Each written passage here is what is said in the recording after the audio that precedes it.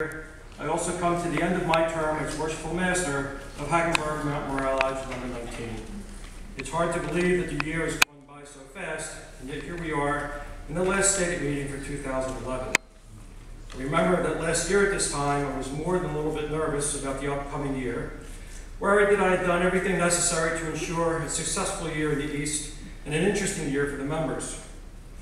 Were all the speakers confirmed? Did I fill out all the necessary forms? Did I have the ritual down right? So many other things.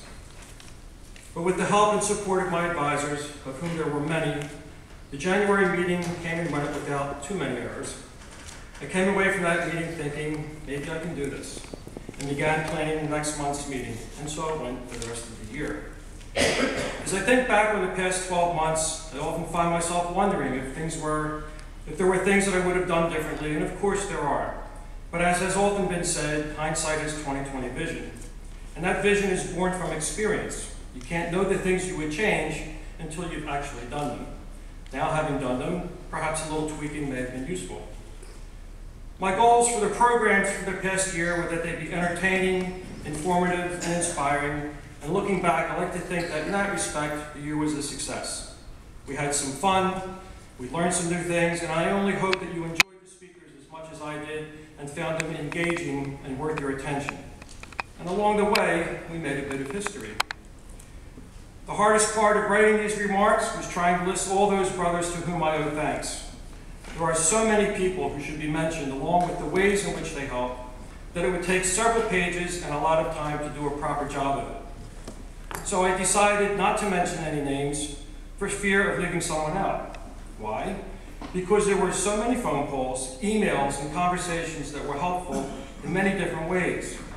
It's not just when someone helps with planning the programs, or advises on the nuts and bolts of a procedural matter, or a ritualistic question, or an issue of Masonic law, but also when someone simply says, "Don't worry, Jerry, you'll be fine." Or when someone else says, "Hey, you'll be the master that Jerry Springer will be, not anyone else." Sometimes it was just a passing comment in a casual conversation, which made a lasting impact.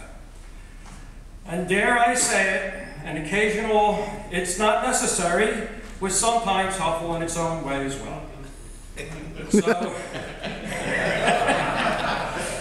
So I give my heartfelt thanks to the officers, past masters, and the members for all their help, support, and advice, and I thank you for giving me the opportunity of serving the Lodge for the past year. It has been an honor and a privilege, and I am in your debt. Thank you, brethren.